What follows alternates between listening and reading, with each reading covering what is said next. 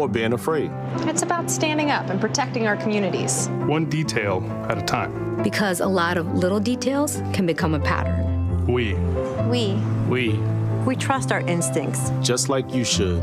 Because only you know what's not supposed to be in your everyday. So protect your everyday. If you see something suspicious, say something to local authorities. 1 in 6 seniors faces the threat of hunger, and millions more live in isolation. Drop off a hot meal and say a quick hello. Volunteer for Meals on Wheels by donating your lunch break at americaletsdolunch.org. This message brought to you by Meals on Wheels America and the Ad Council.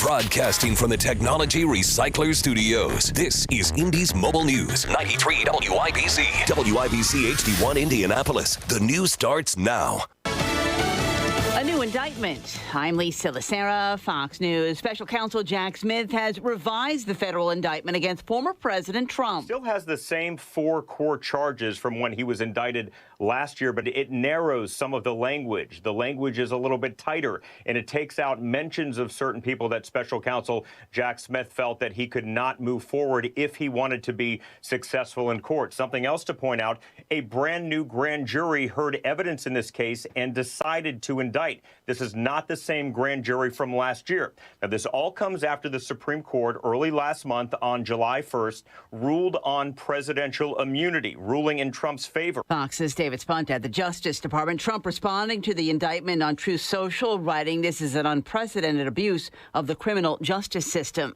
Trump's running mate, Ohio Senator J.D. Vance, campaigning in Big Rapids, Michigan. We're not going to let the American people forget that Kamala Harris is the candidate of American decline. Michigan seen as a key state in the November election. It's still not clear if terms of a presidential debate set for next month have been agreed to. A source familiar tells Fox News that there will be an ABC debate and the mics will be muted. And that is what former President Trump announced tonight on Truth Social. However, the network itself has not confirmed that. And the Harris campaign is telling Fox tonight, quote, this remains an ongoing conversation with ABC. Fox's Aisha Hasni, a Northern Virginia man who prosecutors say attacked staffers in the district office of Congressman Jerry Connolly with a baseball bat, has been found not guilty by reason of insanity. A Fairfax County judge accepted the plea on charges that included malicious wounding and assault. 2 staffers were injured, including an intern who was working her first day. America is listening to Fox News.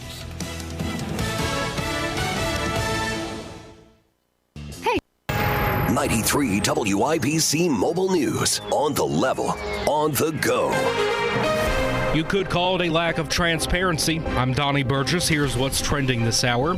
If a police chief is removed, there's usually a reason given. There wasn't much of an explanation regarding the removal of the police chief in Nashville, Indiana, Monday night. Heather Burris has been the Nashville police chief since 2022. That is until the town council voted to remove her. This woman is on the council. The purpose of this meeting is based on an ongoing investigation that has taken place over the past 6 to 8 months over Chief Burris's performance. So one of Burris's supporters stood up and asked for more clarification. What are the expectations of performance from you guys? We can lay those out for you. Yeah. Can you read those to all of us? I don't have those in front of me right now, but we can provide those along with the other information that was requested. The council referenced a letter that was sent by the town's attorney to Burris, but didn't say anything about what was in the letter. Patrol Sergeant Daniel Scott Bowling was named the interim police chief. John Herrick, 93 WIBC Mobile News. Indianapolis Mayor Joe Hogsett says he will not accept a pay raise and will veto the current proposal at the City-County Council. IMPD Sergeant Javed Richards posted bond and is now out of jail. He faces charges of child exploitation and child porn possession. Indiana gas up 3 cents from last week, says AAA. The average is $3.33 a gallon. Caitlin Clark of the Indiana Fever was named WNBA Eastern Conference Player of the Week. The Fever beat the Atlanta Dream Monday night. I'm Donnie Burgess, on the level, on the go, and on WIBC.com. And now the forecast, brought to you by the American Standard Cooling Weather Center. We're in for possibly another record warm night tonight with lows down in the mid-70s. Wednesday, another hot and miserably humid day with heat advisories in place from 11 a.m. to 8 p.m. with highs in the low to mid-90s. Showers and storms are likely by Wednesday afternoon and night. I'm Wish TV Storm Track 8 meteorologist Stephen Deanna for 93 WIBC. When you have a stuffy nose, life can be a bit unpleasant. Some live every day with a stuffy nose, and that can make life downright miserable. I'm Dr. Madan Kandula with Advent, where we are committed to eliminating your nasal breathing problems with simple in-office procedures like balloon sinuplasty, which requires no surgical cuts, little to no downtime, and can have you breathing better in less than 30 minutes.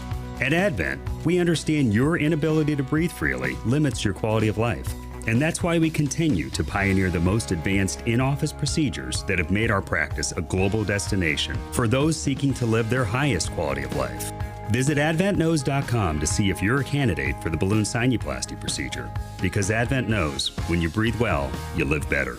Breathe well with simple solutions. Breathe well with simple solutions. AdventKnows.com. Results may vary. David was in big trouble with the IRS. At first, I didn't owe that much, but after this year, it was out of control. Then David called Get a Tax Lawyer. Right away, they were like, oh yeah, looks like you're qualified to say Get a Tax Lawyer went to work. Should have called way sooner. Get a Tax Lawyer has helped thousands like David fight the IRS and get a fresh start. Call 800-745-3070. That's 800-745-3070. Our daughter Jessie loves playing detective. But since we discovered she has sensitive skin, we've been playing detective too. We thought the problem was our puppy. But it was actually our old detergent. So we switched to Tide Free and Gentle. Tide Free and Gentle has no dyes or perfumes, so it's gentle on her skin. If it's gotta be clean, it's gotta be Tide Free and Gentle. This back-to-school season, Tide and Downy are giving back with $1.5 million in scholarships. Enter to win. No purchase necessary. US/DC 17+. End September 30th. Rules. Tide.com/scholarship/official rules. Tony Katz. It's Kendall and Casey. The Amber and Nigel show. All right, when does your show start? Do we know? I feel like I've been promoting this for 9 years now. This is the Tony Kinnett Cast on 93 WIBC. Hey, good evening. I hope that you fine folks out there are ready for the Machiavellianist election that we have ever had. My goodness, it's going to be a crazy one. It's literally everyone's turning up the dial past 10, past 11. We're just going to break the knob off. And the Harris campaign, the Trump campaign, the endorsements are flying in left and right. There's chaos everywhere. And here on the Tony Kinnett Cast, we're going to break into it. But look, before we get to all of the Machiavellian stuff, we have to get to kind of the first sign that things are not particularly in a very comfortable spot for either campaign. So in this case, we'll touch into a little bit of quick news. So first of all, the Harris-Walz campaign has finally, after ages and ages, and a lot of voters in swing states were starting to gristle and grumble because, again, no one knows who Kamala Harris is, the Harris campaign has finally agreed that they will do a sit-down interview on Thursday at 9 p.m. I think, wow, Kamala Harris is finally going to sit down and actually have a one-on-one interview. Maybe she'll get some tough questions. Whoa, finally, maybe we'll get to see her off teleprompter, off script. Who is she really? Past all of the awkward laughter and, the really awful former policy. No. She's getting an interview with Dana Bash from CNN, who has spent the last 4 years saying that she is the most wonderful thing to come out of the ground. And then this is perhaps the most embarrassing thing. Kamala's not even doing the interview one-on-one with Bash. She's bringing Tim Walz for a little, just a little co-fun interview, just among buddies. So that's so exciting. It really is sad. I mean, put all of the election stuff aside, put away the idea that Harris is, at this point in time, very desperate. The DNC, as I had originally predicted right here on the air, would do next to nothing for her polling. Kamala has rallied the Democratic base, and that's about it. Trump is doing better than Republicans traditionally do in polls like these during this time of the electoral season. That's kind of the whole story, and that's freaking out the Harris campaign. So they're finally agreeing to do some kind of an interview, have to stop the bleeding somewhere. Of course, additional bleeding since Tulsi Gabbard, the representative from Hawaii who left the Democratic Party after she had the gall to, disagree with some of the radical elements of the progressives. And then Robert F. Kennedy Jr. as well, who the DNC shivved out of even participating in a primary. Those endorsements to Trump from RFK Jr. and Tulsi Gabbard are yet more signs of bleeding.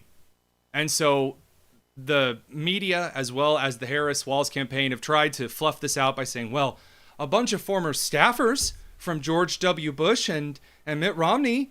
They've endorsed Kamala Harris and Tim Walz. And that did absolutely nothing. Because I don't know if you guys know this about the Republican Party, but in the modern Republican Party over the last 10 years, there's been kind of an internal struggle against establishment straight from the Ivy League schools right into the staffer offices in Congress vibe that's been governing the Republican Party for the last 40, 50 years. Those people aren't popular. No one's out there going, oh man, I sure wonder how conservatism is doing today. Hey, let me check in with the George W. Bush staffers. No, absolutely not. But that's not enough. And voters still have a lot of questions that should be answered during an interview like, hey, Kamala, why have you taken all of the policies and things that you ran on as a super far progressive senator and attorney general from California? Things that you passionately argued for, and now because you're in the presidential race, your campaign is saying that you no longer hold those particular opinions. She's flip-flopped on so many things at this point that all one has to do to win a debate with her is simply ask her why she changed her mind from a couple of years ago. That's it. Force her to answer that question and it's over. Because she hasn't changed her mind on any of this stuff, but she still is, basically the Democrats are very open, all the way from Politico over to members at the DNC openly talking about how Kamala basically just has to tell voters whatever they want to hear, and that'll get her in the White House. So the latest example of this is that Kamala Harris no longer, according to a campaign email, you know you're not actually going to hear it from the Harris-Walz mouth, Kamala no longer supports an electric vehicle mandate by 2030. Whoa, you mean like the whole climate science nonsense thing that we were like trying to push for the last 2 decades? Oh, we got to go to electric cars by 2030. That's totally going to offset all of the crap that Indian and Chinese factories are dumping into the air and the water every 3.5 seconds. Yeah, if we just have a few more batteries that are mined by slave labor in Africa, man, that'll really fix the environment. And it turns out that guess who that's really unpopular with? Oh, that's right. It's the auto and steel workers in Pennsylvania, in Michigan, and Wisconsin. Who could have seen that? The swing states. Oh, I, for one, am shocked. So the email says, Vice President Harris does not support an electric vehicle mandate, and then tried to claim that actually Donald Trump tried to overthrow tens of thousands of new clean energy jobs in Michigan, which, by the way, those new clean energy jobs were just rebranding the jobs that people working in manufacturing already had. So, you know, you're not just a person that's attaching doors to a combustion engine at the Ford plant. You're a green energy consultant attaching environmental doors to the new Ford electric vehicles in Detroit.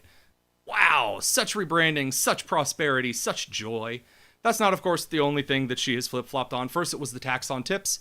Oh, wow, no more taxing on the tips. Certainly, it's not something Trump had said.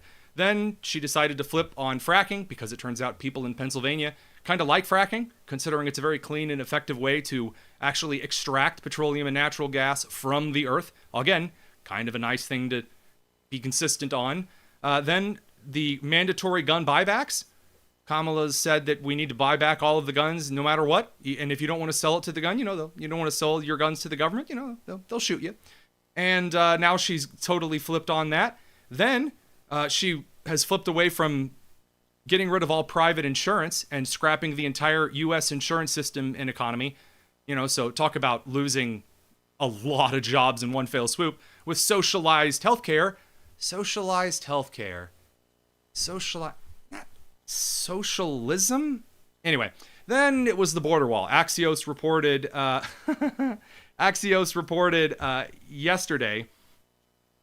this morning early, that Harris had flip-flopped on the border wall. Now she's okay with money going to finish the border wall. Amazing.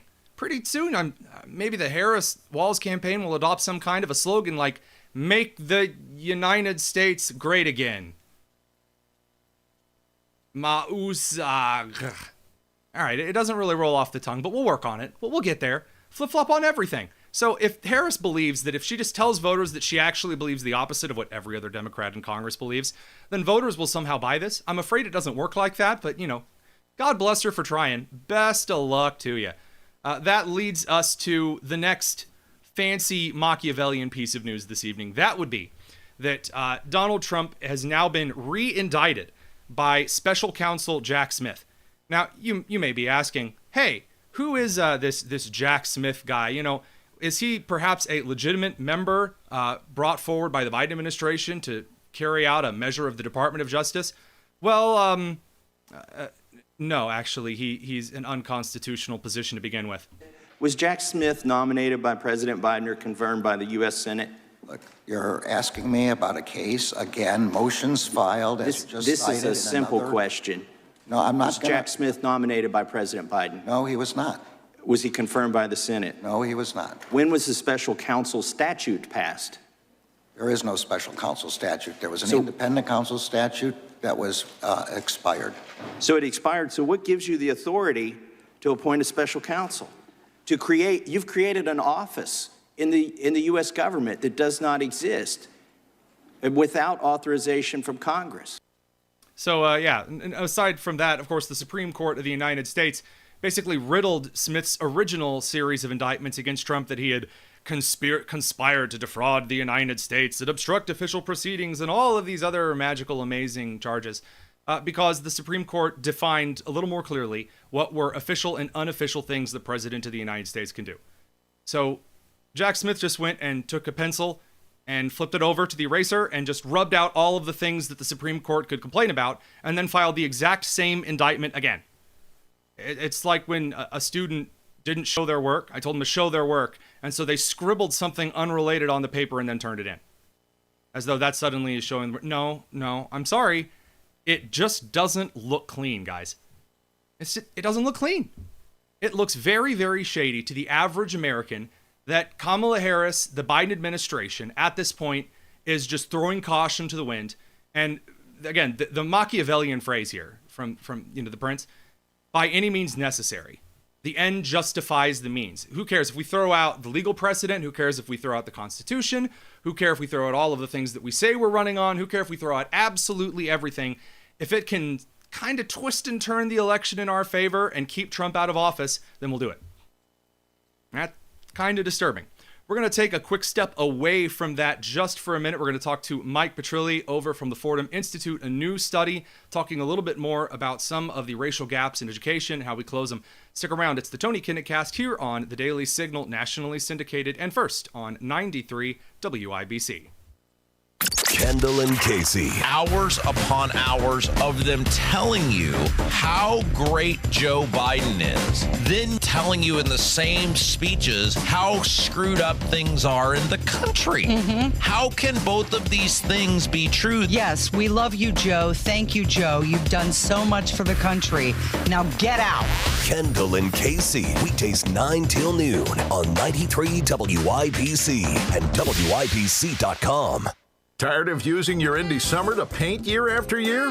Then do what Deanna did. She called Rhino Shield. I was noticing some cracks and the paint's faded. I was like, okay, I think I should get my house painted. So my neighbor had a Rhino Shield placard in the yard. And after they were finished, I was just, wow. With the warranty and everything, it just seemed silly not to go that route. The ceramic coating of Rhino Shield is specifically formulated for our climate. So the Rhino Shield crew came out. Nothing was damaged in the process. I was very happy. You couldn't even tell they were there. And the house looked so different. It just looked like a new home. Right now, get the guaranteed protection of Rhino Shield for 10% off the regular price. Plus, there's more great news. Rhino Shield is partnered with Green Sky Financing to offer no payments until 2026 for qualified buyers. I think it increases the curb appeal of your home. Definitely worth it. Here's Rhino Shield Shane Smith. Call me at 888-RHINO-41. That's 888-RHINO-41. Don't paint. Go Rhino. Never paint your house again. Rhino Shield.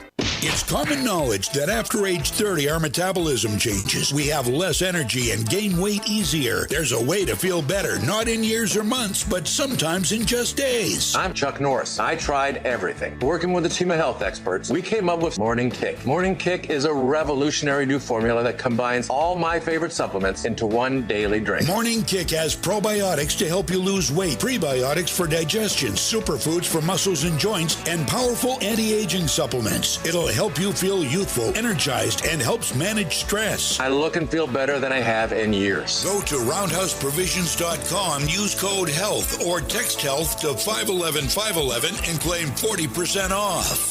RoundhouseProvisions.com, code HEALTH. Every purchase comes with our 90-day money-back guarantee. You could be feeling these changes within just a couple of days. Text HEALTH to 511-511. These statements have not been evaluated by the FDA. This product is not intended to diagnose, treat, cure, or prevent any disease. Tax fees may apply. The deals keep coming at Andy Moore Ford in Plainfield. Tony Katz here at Andy Moore Ford. The people, the selection, the service, everything you want. Shop their wide selection of certified pre-owned vehicles, all marked with more savings, so you can be sure you're driving home with the best deal. And their commercial truck center is currently undergoing big changes, which means bigger and better things for you coming soon. Stop by today. Check out every vehicle they have on the lot and all the electric vehicles they've got. The Mustang Mach-E, the E-Transit, and that F-150 Lightning, all in stock with more arriving daily. The all-electric F-150 Lightning has you covered with seating up to 5, intelligent backup power, and onboard power for all your tools and gear. And they've got the incentives, the rebates, the federal, the state incentives that can save you up to $7,500 instantly on site. Talk to Andy Moore Ford in Plainfield about your new car, your new truck, or your new electric vehicle. Andy Moore Ford, M-O-H-R. I love Andy. AndyMooreFord.com. Progressive presents 10 things on a food truck owner's to-do list that are harder than getting a commercial auto insurance quote.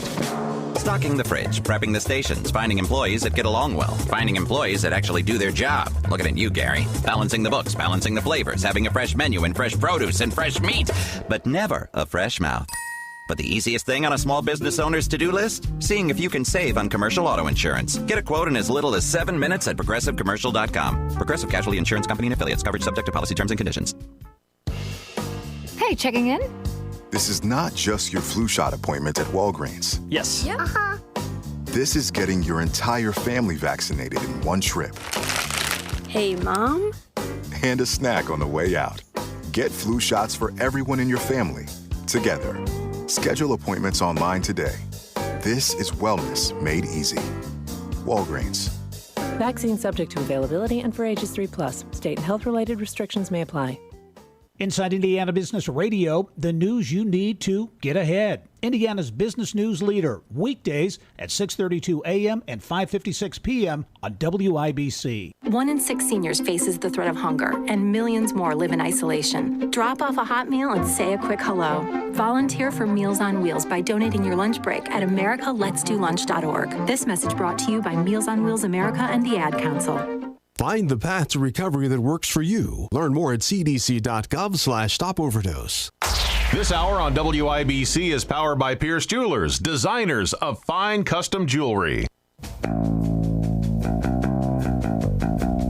This is the Tony Kinnett Cast on 93 WIBC. Welcome back to the Tony Kinnett Cast here on the Daily Signal, now nationally syndicated and first on 93 WIBC, joined by Mike Petrilli over at the Fordham Institute. A lot of deep diving studies that they are able to bring forward out of education and analyses on those subjects. A really crucial study just finished, just out on the 21st of August. Mike, give us kind of a breakdown of this study and maybe why this kind of a study is such a big question in education and all. Yeah, so the study is Explaining Achievement Gaps, the Role of Socioeconomic Factors. It's by Eric Hugh and Paul Morgan, both at SUNY at Albany, done for the Fordham Institute, as you said. And this is a big question that a lot of us have had in education, really social policy for a long time, which is what explains these big racial gaps that we see in student achievement and test scores. You know, we've known for a long time there's a big black-white gap, somewhat smaller Hispanic-white gap. And I think there's been some of us who have said, look, it's not really about race. It's really about socioeconomic factors, right? That basically we know that tragically Black students in this country are much more likely to grow up with deep disadvantages than white students. And that's why they score lower on these tests. It's not what the white supremacist crowd would say is because of some genetic influence, or the critical race theory crowd would say that it's all about, racism and bias. It's really about poverty. It's about different socioeconomic factors. What this study is able to do is use this incredible data source from a federal study called the Early Childhood Longitudinal Study they could track kids over time using things like test scores, but they also had parent surveys and teacher surveys and principal surveys. They know so much about these kids. And so you could control for all kinds of things that you often can't control for, such as family structure, such as the actual income that families have, rather than some vague notion of, are they eligible for free lunch or not? Instead, are they in the first decile or the ninth decile of income? Some things about what parents say about their parenting practices. We know a lot about these kids. And by controlling for lots of these factors, we can figure out how much of these racial gaps really are about race versus other things. So the key reason this is such an important question, something that we really need to address as quickly as possible, is because for the last 30 years especially, there have been these broad sweep statements through the soft sciences, psychology, sociology, anthropology, that have suggested that human behavior is more dictated by these genetic markers, either on, again, like you said, with the white supremacist side back in the 30s, 40s, and the early 50s in, for example, South Africa with eugenics and other crazy, inane science manipulation technobabble. And then over on the far left that you saw through the 90s into the aughts, that there are these systemic disparities that are all so ingrained in you can't do anything about. And making those kind of observations became policy. And it became policy in the 20th century. And now it is becoming policy again here in the 21st century. And so instead of saying, well, I automatically disagree with this, it's wrong. Well, how do you know it's wrong? Well, because I disagree with it. That's how I know that it's wrong. The Fordham Institute actually looked at the data. And specifically here, parent background, family finances, household structure, household opportunity factors, which, I might, get into the boxing ring with you about a little bit on, kind of a qualitative research to measure quantitative data. But these are basically, you're taking a lot of ancillary factors and primary factors in a kid's life, other than just their skin color. And you're saying, are there any greater common denominators here? Are there anything that we can say makes a bigger impact on a kid and their education, whether they'll succeed, whether they may have a greater need for remediation or for additional resources? So that explanation out of the side, actually wanting to solve a problem, the goal being to remove disparities, period, to close those gaps of any kind. What were the main things that the study found? I mean, did it end up, kind of confirming some thoughts that you had going into it, or, frame it up for me? Yeah, so it did. And I should say that in many ways, it's similar to a study that Roland Fryer and Steve Levitt, these two rock star economists, did 20 years ago, where they were able to explain the entire black-white gap by controlling for a number of factors, socioeconomic factors, but also some health-oriented things, like were you born to a teenage mother? What was the baby's birth weight? So an indication of prenatal health. And if you control for all those things, you can make the racial achievement gap go away. We didn't do all of the healthcare ones in this one, but what we do show is that socioeconomic factors explain a huge amount of these gaps. But there are some interesting differences between the black-white gap and the Hispanic-white gap that I think can start to give us some clues. So, for example, the black-white gap is explained to much larger degree. Let me back up here a little bit. If you look at the black-white gap versus the Hispanic-white gap, first of all, the black-white gap is bigger, and tragically, it continues to grow as students make their way through school. Whereas with the white and Hispanic gap, the Hispanic students actually start to make up ground as they make their way through school. So how do you interpret that? Well, I mean, one way to say it is that our schools are doing a better job serving Hispanic kids than they are serving black students. And this was the same finding as 20 years ago. The other big thing is to say, are schools to blame for these gaps? And I think it's what you can say is, look, it is true that we see huge achievement gaps even by age 5. And so you can't blame the public schools for that. But you can blame the public schools for making those gaps even larger, at least in the case of the black-white gap, indicating that black students have less access to highly effective schools than do white students, even controlling for all those socioeconomic factors.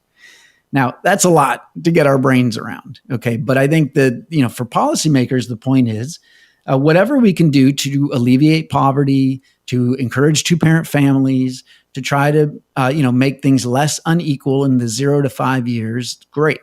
But We still got to work on things like education reform, because it is still the case that even once Black students get to elementary school, we're still not doing a good enough job serving them because they're losing ground compared to their peers. And that was the case 20 years ago as well. I'm gonna break down at least what I'm gathering from this into kind of a meme. And it's it's not a niche meme, but maybe it's more of a late millennial Gen Z meme. So we'll throw it up on the screen.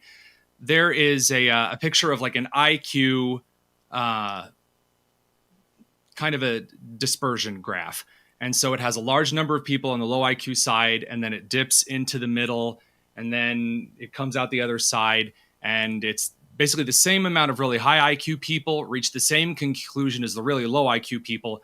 And then in the middle, there's the group that really doesn't get it. So there's like the very oversimplified answer is just as good in this particular case as the really high IQ after all of the study kind of answer. I think that applies here because kind of the old Southern grandma from Sunday school approach would listen to what you just said, talking about the gaps that were at hand, and say, it's about culture and it's about assimilative culture. This is why the Hispanic student gap is closed, is that there are maybe not that schools and large are getting better at serving Hispanic students as the student grows older. I would say there probably isn't as much data for that, as much as it's as students assimilate into the culture of their peers, that theoretically, especially given the huge cross-cultural connections between Hispanic students and American Midwestern, American Northeastern students, that's an easier gap kind of to close, you might say, because it's a cultural remediation.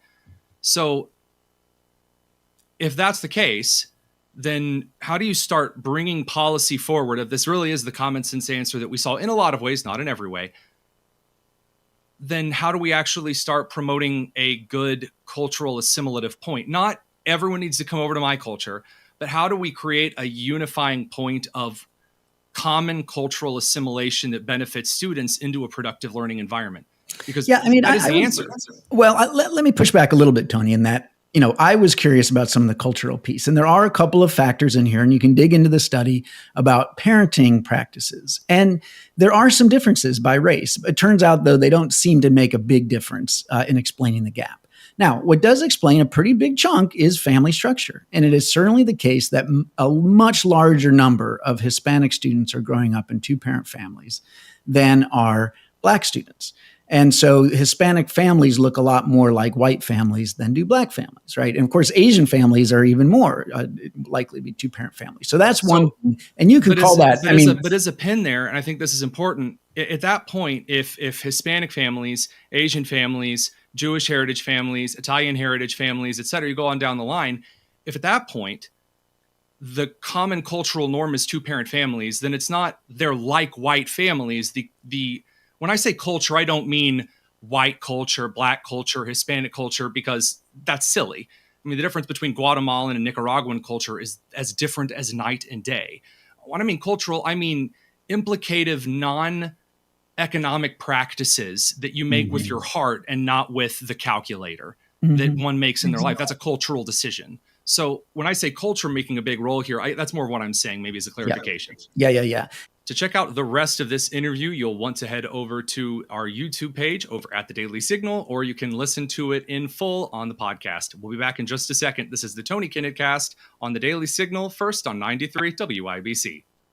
What if you could build a six-figure retirement income with almost half the money saved? You heard that right. Get a discount on your retirement, creating a six-figure income with 40% less than traditional 401ks and mutual funds. Hi, I'm Brett Kitchen, best-selling author, executive producer, and star in a brand new Hollywood documentary called The Retirement Deception. In this film, we traveled over 20,000 miles interviewing real Americans who've retired successfully with a great lifestyle and peace of mind. They share their stories on how they get more retirement income with the same dollars saved, and the money's never at risk if the market crashes. That's right, if the market crashes 30%, you lose nothing. Even the super wealthy are shifting money to this new strategy because it increases their retirement income or can allow them to stop working years sooner. So if you're over 50 and want a bigger, better retirement with less money saved, call to talk to a specialist and get a free copy of this brand new movie at 800-486-9595. This is a $30 value, but when you call today, you can get it completely free. I'll even cover shipping and handling, no credit card required. Call right now, 1-800-486-9595. That's 1-800-486-9595. Again, that's 1-800-486-9595. live. Phones aren't wired to the wall anymore. We carry them in our pockets. Cars can even drive themselves, right? Technology advances have changed our lives. That's football legend Emmitt Smith. Some of the most fascinating advances are happening with the medical professionals at QC Kinetics. I'm talking about natural regenerative treatments for joint pain without surgery or harmful drugs. Tens of thousands of patients have discovered these breakthroughs firsthand at QC Kinetics. With over 100 board-certified providers across the country, they're transforming the world of pain treatment using your body's own healing properties to help restore your aching joints. Why would you keep going back to the old tired ways of treating chronic joint pain? Check out the latest advances at QC Kinetics. And here's an idea for you. You can call them on that smartphone right there in your pocket.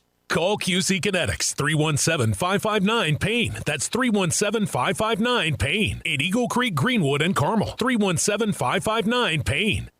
A house or business fire is something you never want to think of. But should it happen, think fast. Think Michaelis.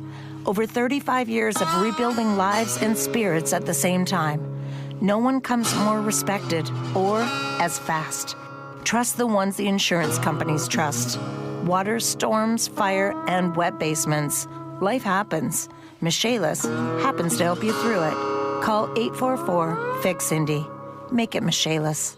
Hey, it's Big Joe for Absolute Comfort, your trusted independent American Standard Air dealer. And owner Chris Wettigan sells the Mitsubishi Electric Mini Split, a great option for heating and cooling where ductwork can't be installed. If you have one of those homes that has baseboard heat or electric heat, ceiling cable heat, these can be specifically designed for those houses because in those houses it's very difficult having to do all the construction and remodeling that goes with adding ductwork into those types of homes. Find out more by going to AbsoluteComfort.org. Absolute Comfort is your trusted independent American Standard Air Mitsubishi Electric Elite Ductless Pro dealer. 2 hours ago, Kyle arrived at the bar. Hey, what's everyone drinking? 30 minutes ago, Kyle got his friends another round of drinks. Cheers! 5 minutes ago, Kyle decided to drive home drunk. A minute ago, a law enforcement officer pulled up behind Kyle. Sir, have you been drinking tonight? A chain of events that began 2 hours ago is about to change Kyle's whole world. Drive sober or get pulled over. Paid for by NHTSA. When I was younger, I may have did some stupid things, even committed some crimes, but I'm not a criminal. I work for youth advocate programs, I was Tamani's advocate, helping him stay out of jail, stay in the neighborhood, and get a job. As a little kid, I experienced trauma and I acted out. Made some mistakes, but I'm not a mistake. As Jalen's YAP advocate, I'm always here for her. YAP is a community-based alternative to youth incarceration and neighborhood violence. Youth advocate programs. Learn how at yapinc.org. Together, we can provide 1 billion meals by 2030 because everyone should be welcome at the table. Learn more at nourishingneighbors.com. This is the Tony Kinnett Cast on 93 WIBC. Hey, welcome back to the Tony Kinnett Cast here on 93 WIBC. And the Daily Signal, nationally syndicated. It's good to be with you this evening. So a few important things that it might be just a little bit prudent to clear up just for a brief minute. Over the last couple of years, you have been told repeatedly that nobody's coming after you. It's just that, conservative ideas, even though they appear to be growing online, are just really unpopular. And if, you get a post deleted or independently fact-checked over on Facebook, or, you got a tweet deleted or a Twitter account banned, or, maybe you lost access to a bank account or some kind of adjacent financial service because perhaps you suggested that, well, maybe the COVID-19 pandemic originated in Wuhan, China. Then, you were just some kind of conspiracy theorist. Nobody's messing with you. Come on now. That's silly. That's a conspiracy theory. You've been told that for quite a long time. And then, last year, we were treated to an investigation which was dropped by Matt Taibbi. And Matt Taibbi released what was called the Twitter Files. And these were a series of documents which showed that the Twitter owned by Jack Smith was pressured and coerced by the federal government of the United States, by the FBI and associative federal agencies, to censor and restrict certain kinds of information on the platform if anything went against what the government, at least at the time under the Biden administration, decided was the appropriate measures to discuss COVID-19 or discuss something like voting, and even to, according to, again, documents from both the New York Post as well as Twitter, now X, the FBI openly asked Twitter to kind of tamp down on a piece of reporting from the New York Post that showed that Hunter Biden was, as the son of the former vice president and at the time the Democrat nominee for president, peddling influence to China and Ukraine, basically in exchange for favors to other countries on behalf of his father, that Hunter would make himself rich and basically corruptly sell U.S. foreign influence to other countries, which is, treasonous. So that story was pushed down just weeks and days before the 2020 election, which is a serious problem because stories like that have changed entire U.S. presidential elections in the past. And so, after going through the 2020 election into the Biden administration, more documents revealed, at least from the Twitter X side of things, that the federal government of the United States, despite the protestations from many in watchdog groups, from many judges, many legal advocacy kind of coalitions, the federal government continued to impose its will on social media groups. Now, this came in many different forms, but as of yesterday, and this is coming to me from the House Judiciary Committee, Mark Zuckerberg, the guy who's in charge of the Meta Corporation, that would be Facebook and Instagram, sent a letter to Chairman Jim Jordan for the Committee on the Judiciary, illustrating that, yes, in fact, Instagram and Facebook were also directly pressured by the federal government of the United States to do a series of unscrupulous and disturbing actions. Now, according to Mark Zuckerberg, who, by the way, is not exactly like, it's just some right-wing super-duper conservative guy, Mark Zuckerberg illustrates that the Biden administration repeatedly in 2021, quote, pressured our teams for months to censor certain COVID-19 content, including humor and satire, and expressed a lot of frustration with our teams when we didn't agree. Basically, here's how this would work. The United States federal government, usually through the CDC, through the FBI, or directly through surrogates of the Biden administration, would reach out to those at Meta or at X. So reach out to those at Twitter, reach out to those over at Facebook, Instagram, and say, we hear people saying that the virus originated in Wuhan, China. We think that is xenophobic. You need to ban people from the platform, delete their tweets, shadow ban them, which means reduce the likelihood that other people are going to see them as far as the algorithm is concerned. You need to basically delist, scrub those people from your site because they are dangerous. And if the tech company agreed, then everything was fine. And if the tech company didn't agree, then perhaps next week you might see Jen Psaki get in front of the country and say, the Biden administration thinks maybe we need a little more federal oversight and maybe not as many tax breaks and maybe not as many subsidies for these social media tech companies. And then the tech companies would, get right in line. And Mark Zuckerberg illustrates all of this quite clearly in the letter, as well as Zuckerberg pointed out that the FBI directly interfered in the 2020 election against Donald Trump.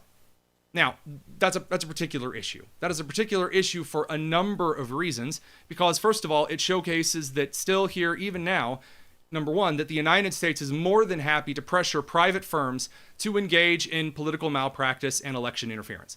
So at the same time that Jack Smith has filed a re-indictment of Donald Trump on random conspiracies to possibly somehow sort of commit some type of electoral whatever, at the same time, the federal government has actually been shown, according to direct pieces of communication from the FBI and other associated federal agencies to groups like Meta, Facebook, and Instagram, as well as Twitter, now X, the government of the United States is directly responsible for violating a host of differing, a host of legal statutes, for example, on election interference.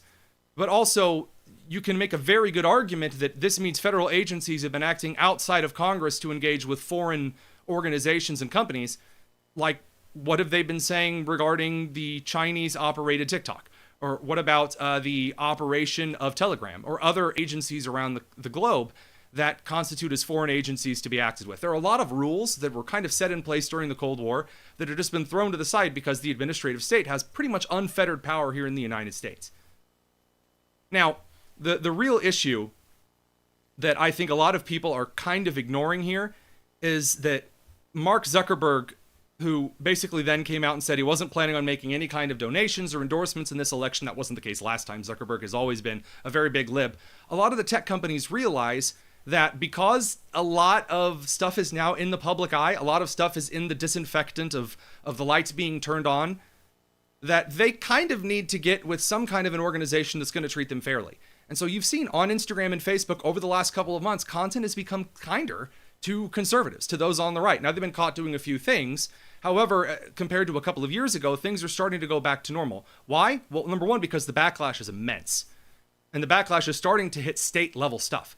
You're starting to see state governments suggest legislature options which actually restrict certain social media organizations from acting a certain way within their borders. You're seeing this in Florida, you're seeing this in Arkansas, you're seeing possible bits of legislation like this in Indiana and Ohio, possibly in Nevada and Arizona, not just in red states, but also New York is considered similar legislation, same with Vermont.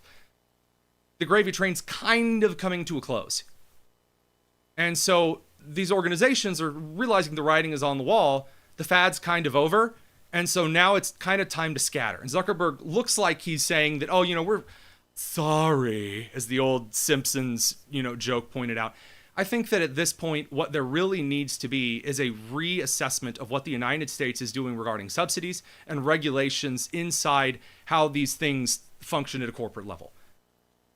Because whether or not the Supreme Court of the United States can effectively rule over some kind of a case regarding what the federal government does and doesn't have a right to do as far as requesting social media agencies to do something, the kind of skullduggery and shenanigans here cost individuals real damages and made a real political impact on the current makeup of the United States government. We'll be back in just a second to talk a little bit more about this very Machiavellian all-hands-in election and why this particular situation, and in this case, I do mean by any means necessary, according to the DNC staffer, or the end justifying the means, as the old quote goes, is factoring in. Stick around. It's the Tony Kinnett Cast here on the Daily Signal, first on 93 WIBC. You let him try violin because you love him. And if you love him that much, love him enough to make sure he's buckled up and in the back seat. Find out more at nhtsa.gov/the-right-seat. Brought to you by the National Highway Traffic Safety Administration and the Ad Council. What's wrong with Rick? He's kind of spacey. That's Rick's identical twin, Scott. He's not used to answering to Rick. What's going on? Rick asked me to keep it secret, but he asked his twin to cover his shift so he could go to Diamonds Direct to shop. But this is a jewelry store. Exactly. But the prices and selection are so much better at Diamonds Direct. Rick doesn't want the boss to get suspicious, so Scott's here in case the boss sees Rick at Diamonds Direct. But that would mean that the boss is at Diamonds Direct too. Yeah, we have a lot of secrets. You never know who you'll run into at Diamonds Direct with unbeatable direct importer prices, the highest quality diamonds, the most sought-after designer rings, the best customer service, the strongest guarantees in the industry. It's just a no-brainer. You think if Scott had a mustache, he'd look like me? Go where everyone goes. Diamonds Direct. Your love, our passion. Learn more at diamondsdirect.com. Are you within 5 years of filing for Social Security? Get this, 96% of Americans, 96% forfeit an average of $111,000 in Social Security income, and it's all because, unfortunately, they file for their benefits at the wrong time. Learn how you can avoid this with a free customized Social Security analysis. It's from Bill Demery, your retirement guy right here in Indy. So if you've saved more than $200,000 for retirement and have not yet filed for Social Security, schedule that free analysis right now by calling Bill Demery, 317-648-5120. Bill Demery. For some people, filing for Social Security early could result in more net income in retirement. The free analysis pinpoints exactly how you could get the most income from Social Security. Bill Demery, 317-648-5120. That's 317-648-5120. Hey, checking in? This is not just your flu shot appointment at Walgreens. Yes. Yeah. This is getting your entire family vaccinated in one trip. Hey, Mom? And a snack on the way out. Get flu shots for everyone in your family, together. Schedule appointments online today. This is wellness made easy. Walgreens. Vaccine subject to availability and for ages 3+. State and health-related restrictions may apply. Teachers shape the future. Right now, in a classroom somewhere in the United States, there's a teacher inspiring a future scientist who'll make preventing pandemics their life's work. Sharpening the mind of an aspiring environmentalist who'll help combat climate change. And generating possibilities for a student who'll be the first in their family to graduate college. Explore a career that leaves a legacy you can be proud of. Teach. Learn more and receive free support at teach.org. Pierce Jewelers is the best family-owned jewelry store in Carmel. All jewelry and watch repair, appraisals, and custom design are done in-house. Shop local, shop smart, shop Pierce Jewelers. Uh-oh, Brad's buzzed. Oh, yeah? Yeah, he's starting with the woots. Good thing is, he knows when he's buzzed. Know your buzzed warning signs? Call for a ride when it's time to go home. Buzz driving is drunk driving. A message from NHTSA and the Ad Council. This is the Tony Kinnett Cast on 93 WIBC. Okay, so a long time ago, in a galaxy far, far away, there was this author named Niccolo Machiavelli, and he wrote a book called The Prince. And one of the themes of The Prince was that power, being the ultimate attainment for any individual, is something to be treasured. It's something to be revered. And that humans, naturally, this is kind of the commentary that Machiavelli was writing, humans lust after power. Power, absolute power corrupts absolutely, being a phrase that would later be used to describe that power is this alluring thing for people. They love having it. And once you get a taste of it, you do not want to give it up. And so the popular phrase that comes out of The Prince, translated into English, is that the end justifies the means. So that as long as you reach the end that you want, then whatever means that you have to use in order to get it justifies the actions, whether they were moral or not. And in this particular election, we're seeing a lot of Machiavellianism. And that leads to a conclusion. So just to kind of recap, things that have been very, very Machiavellian in this particular election so far. So, the completely flipping on all policies, talking about taxing on tips, the fracking, the mandatory gun buybacks, doing away with private insurance, the border wall, the electric vehicle mandate, and then refusing to take any media or questions about it, or answering sarcastically like, what's the thing I'm going to do next? I'm going to walk up these stairs, instead of telling Americans why. That's Machiavellian. That's lying and then hiding the truth in order to, well, justify the means of you attaining the presidency of the United States.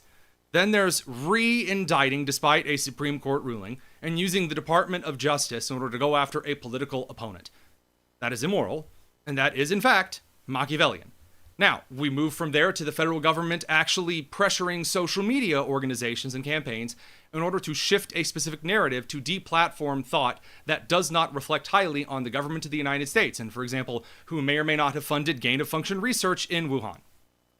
Now, I want to make it very clear that in this particular election, one of the reasons that Kamala Harris and Tim Walz are trying so hard to hide from the media as long as they can is because early mail-in voting begins in just under 2 weeks in Pennsylvania and in North Carolina, that just happen to be two very major swing states.